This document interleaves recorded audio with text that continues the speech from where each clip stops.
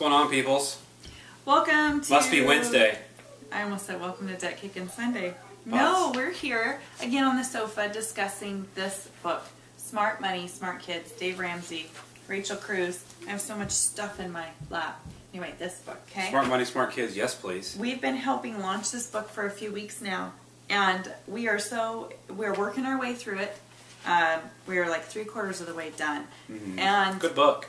It is a very, very good book. I'm still going to strongly suggest that every parent that has a child or a grandchild should have this book. So, okay, just a couple things I want to get out of the way before we get into what we're going to discuss. The meat and taters. Yeah, the meat and taters. Okay, so this book, you can click on the link below to check out the first 2 chapters of this book for free before you buy it.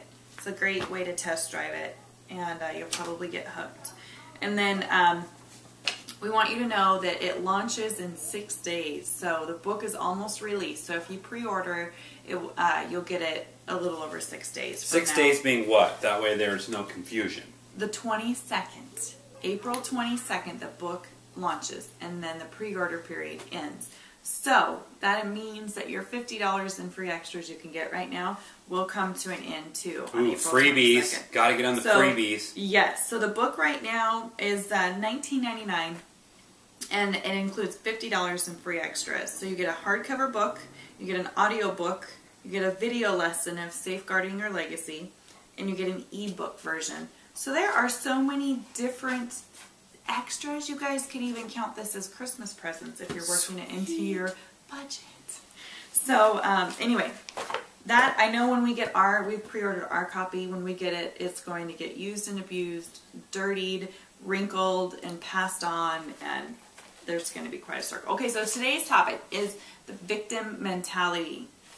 Victim mentality that so many teens these days, and kids, not just teens, and parents have, that is that entitlement, that I deserve this, I work so hard, I deserve this, or just because I am my child's child, my parent's child, I deserve this because I'm a kid, because so-and-so has it. That victim mentality we're going to talk about today. Yeah.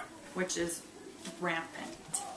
Okay, so what I'm pulling from is the budgeting chapter, which is chapter 6 in the book. And just this little snippet I want to read to you guys that I just loved.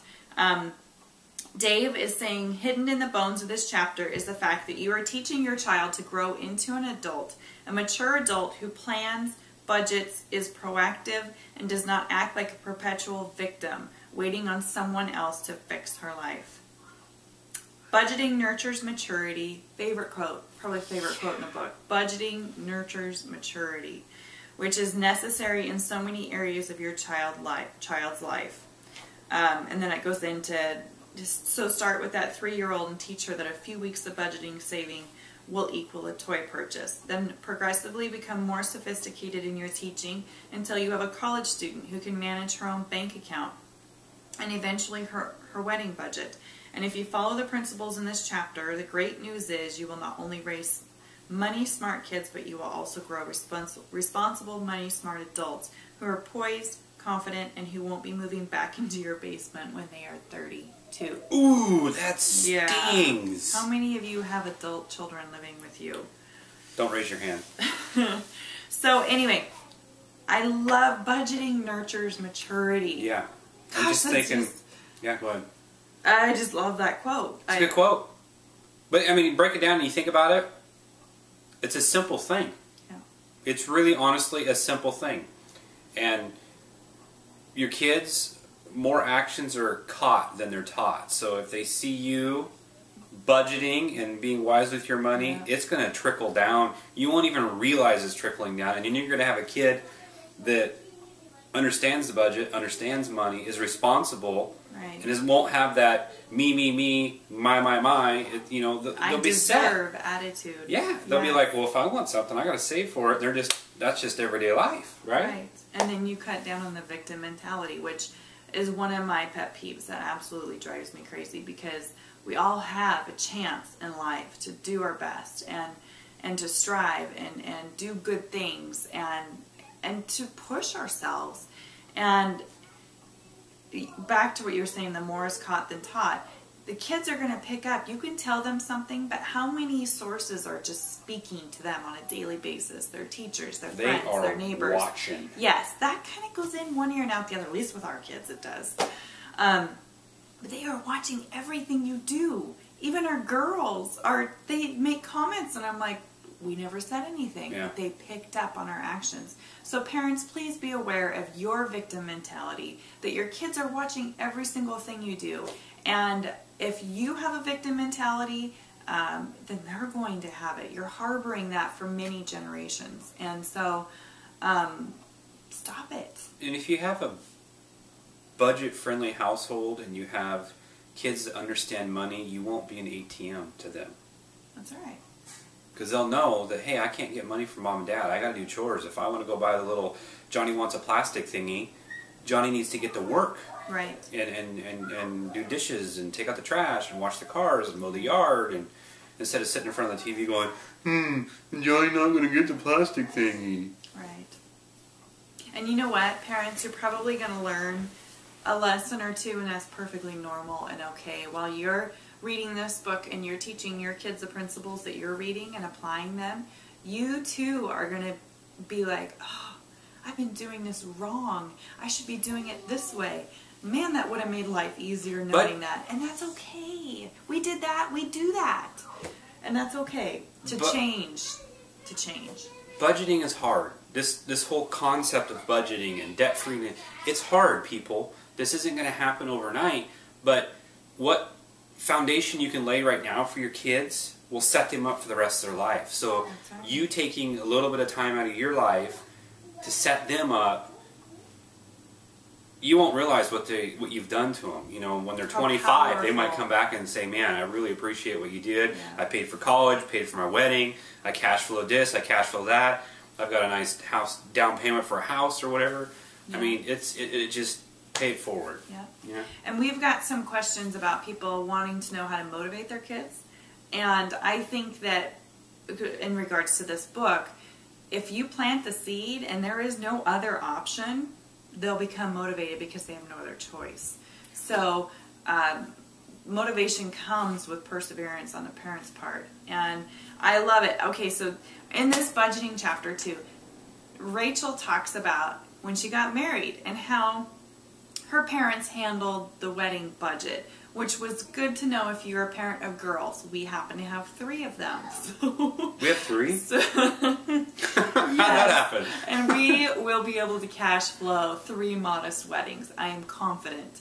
And so Rachel talks about what Dave and Sharon did for her, what her parents did. And what they did is, their secret is they sat down with her and her fiance and said, this is how much we're going to pay for a wedding.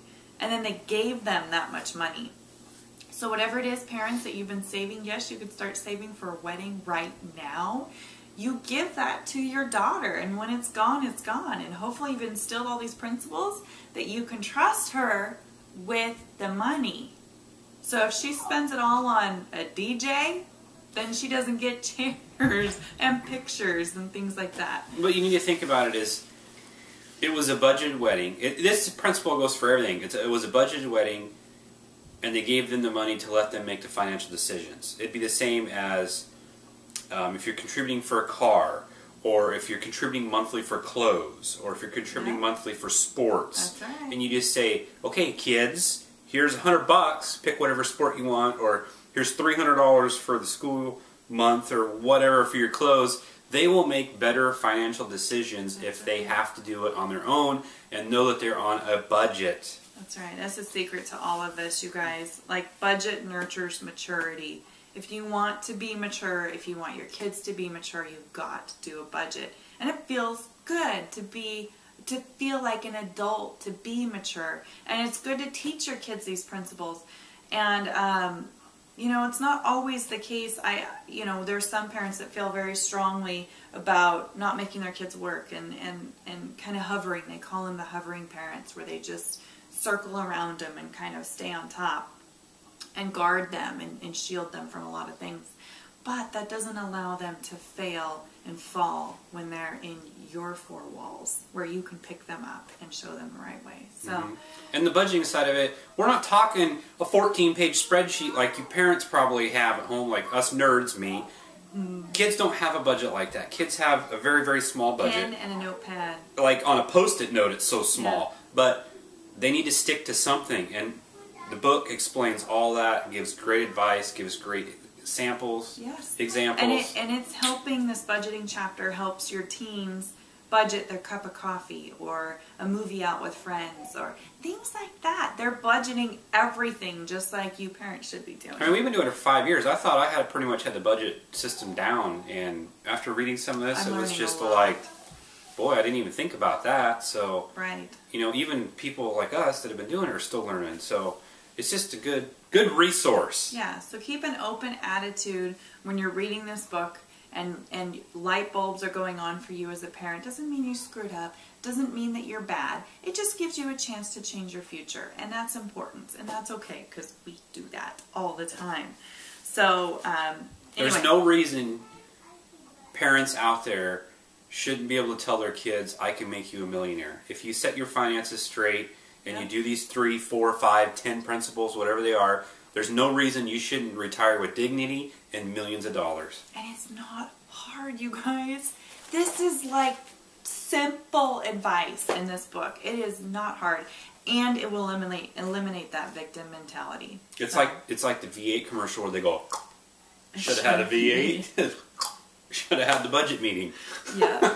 Yes. And if you want something for your teens that kind of stems off of this book, go to Dave Ramsey's website and look for Generation Change. We are starting up a Generation Change class in the next week for teens. And so if you can read this book as a parent, get things going, and then what's next is enrolling your child in a Generation Change class. And so then you're setting them up. That's it. Let's wrap this up. Yeah. Cut the victim mentality. Go buy this book, you guys. We cannot say enough good Links things. below. Links below. Thank you to all who have taken our advice, who trust us that this book is worth it. So we will see you next week. One more week of this series. Yeah, when we post next week, so it's going to have to be the deadline. It will be after the deadline. This is the last video before the pre-order is up. But next week, we want to discuss for those something that have bought the book. So if you bought the book, stay tuned. Next week we're pertaining to you. We can do this, people. You can do this. We can change the world. High fives. All right. Bye. Later. All right, people. We're only human. We forgot. Click on the link below for Smart Money, Smart Kids for the hoodie drawing. You get some Debt is Dumb swag. Whatever swag is. That's what the teens are calling it. Oh, is that what the cool kids call it these days? Anyway, you have till Tuesday 22nd to enter down below on the link for a hoodie. You almost hit me in the face. And it's not just any hoodie, it's our first hoodie. First piece of clothing ever. Yeah. Stay tuned.